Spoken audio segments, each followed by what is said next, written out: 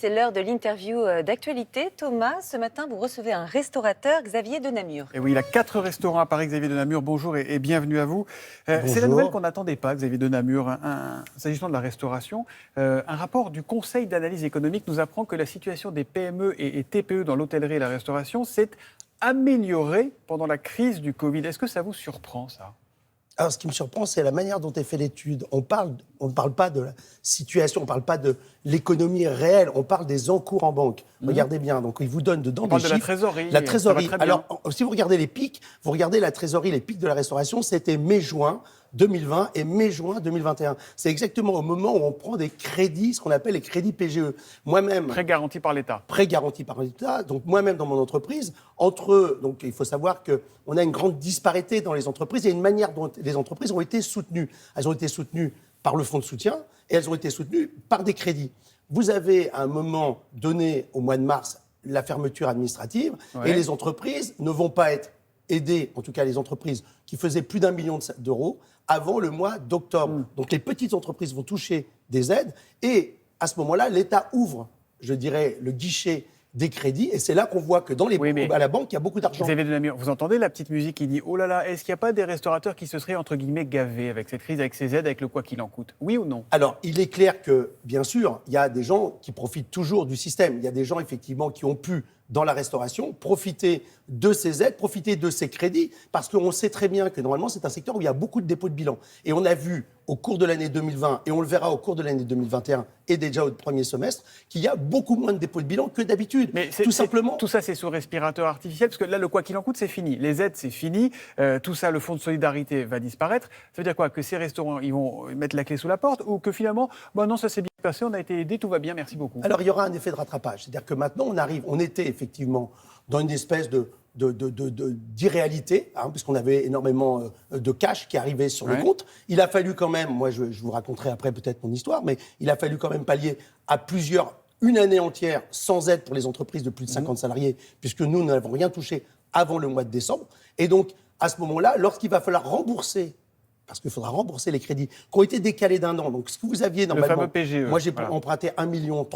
Lorsque vous deviez les rembourser normalement sur 5 ans, on les a reportés parce qu'on n'était pas ouvert à partir de 2022. Ça veut dire qu'on va devoir rembourser sur 4 ans des PGE. Alors, certaines entreprises se sont organisées pour pouvoir les rembourser et d'autres, on le sait très bien, l'État pourrait être presque accusé, si on pouvait accuser l'État comme d'autres entreprises, de soutien abusif puisqu'ils n'ont pas regardé à qui donner, distribuer, sulfater cet argent. Mais ça veut dire quoi ? Que le Conseil d'analyse économique vous fait un mauvais procès ou que vous êtes là en train de défendre une corporation ? Je pense que c'est le titre. Non, je ne défends personne, je ne défends pas de corporation. Je pense que c'est le titre qui laisse supposer que dans la restauration, tout le monde se serait gavé, tout le monde serait blindé de cash et tout le monde s'en sortirait très bien. C'est pas du tout la réalité. La réalité, c'est que vous avez une trésorerie, vous avez des bilans de trésorerie, et ça arrive à échéance après 2022, 2023, 2024. Donc c'est après que vous paierez la note. C'est là où on va avoir un effet de rattrapage des dépôts de bilan. C'est-à-dire ce qui n'a pas été le cas, et d'ailleurs même les tribunaux de commerce le disent, ce qui n'a pas été le cas aujourd'hui, se retrouvera après. Donc on devrait avoir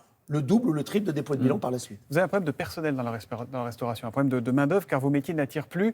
Le secteur a perdu 237 000 emplois en 1 an. Normal, vous ne payez pas assez. C'est ce qu'a dit en substance la ministre du Travail, Elisabeth Borne, il y a quelques jours. Vous iriez, vous, travailler dans un resto, faire le service aujourd'hui ou pas ? Dans des conditions de travail et payer comme c'est payé ? Alors, moi, aujourd'hui, je l'ai fait comme j'ai commencé plongeur, j'ai fait serveur pendant des années. Ce qu'il faut savoir, c'est qu'effectivement, dans les affaires, une affaire doit être rentable, une affaire doit tourner. Et pour ça, il faut bien aussi payer ses salariés, mais c'est en fonction de la clientèle en face. Pardon, mais la question, elle va au-delà. Est-ce que les travailleurs de la restauration sont aujourd'hui maltraités, mal considérés ?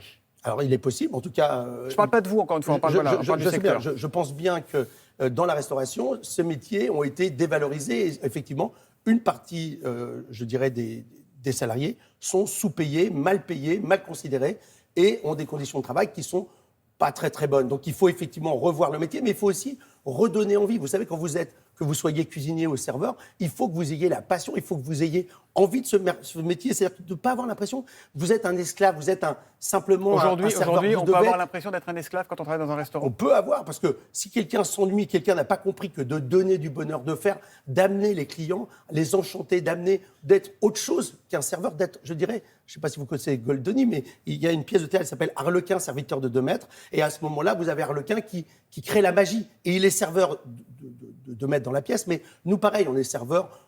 Il y a la magie de Goldoni et puis il y a le travail de chien avec des horaires pourris et des salaires. Et d'ailleurs, des salaires dont on avait dit, quand la TVA a été diminuée pour les restaurateurs, ça va servir à payer davantage et mieux les salariés, ce qui, visiblement, n'a pas été le cas. Ah, vous savez très bien que j'étais contre cette baisse de la TVA. Ouais. J'ai même fait un film qui s'appelait République de la Malbouffe Ouais. pour dénoncer, pour montrer que ça ne changerait rien à la restauration parce qu'il faudrait changer, je dirais, en profondeur tout ce secteur et faire en sorte que, effectivement, les employeurs comprennent qu'il faut bien payer les salariés, bien les considérer pour que, effectivement, les clients reviennent et soient heureux d'être là parce que Vous embauchez à combien, vous ? Moi, je viens vous voir et je dis, voilà, je vais être serveur chez vous. Vous embauchez à combien ? On est en général, on démarre à peu près à 2000 nets, Ouais. sans les pourboires, parce qu'on a les pourboires. On va parler des pourboires. On va tiens. parler, mais à 2000 nets, on embauche, et un serveur peut progresser, monter à 2005, 3000 nets, etc.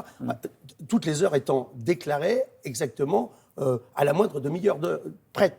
Le pourboire, justement. Emmanuel Macron, avant-hier, a annoncé que dorénavant, les pourboires qu'on mettra à la carte bleue, on rajoute à l'addition 2, 3, 4, 5 euros à la carte bleue, ils seront défiscalisés. Il dit que ça va permettre d'améliorer le pouvoir d'achat des salariés dans les cafés, dans les restaurants. C'est une bonne chose ? Ça peut améliorer le quotidien ou vous n'y croyez pas à ça ?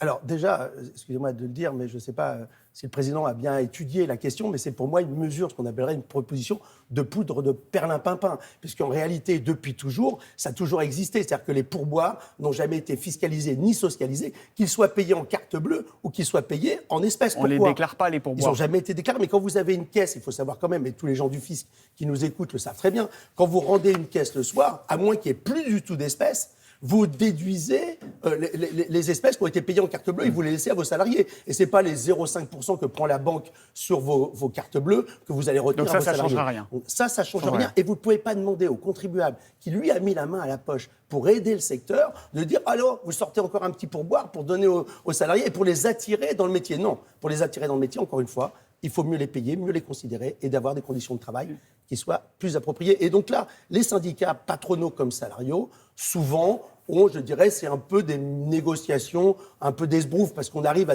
En tout cas, il y a du boulot. augmenter les Ouais. barèmes, mais c'est tellement faible que ça ne va pas changer le système. Très rapidement, vous disiez, vous, que le pass sanitaire, ça allait être ingérable pour les restaurateurs. Vous disiez ça au mois de juillet. À l'usage, comment ça se passe dans vos restaurants ? Ça va ou ça ne va pas ? Je l'ai dit Et avant, c'est fini. lorsqu'on l'a mis en place après, j'ai dit que ça marchait très bien. C'est-à-dire Donc ça que va. finalement, ce pass sanitaire, parce qu'on s'est organisé.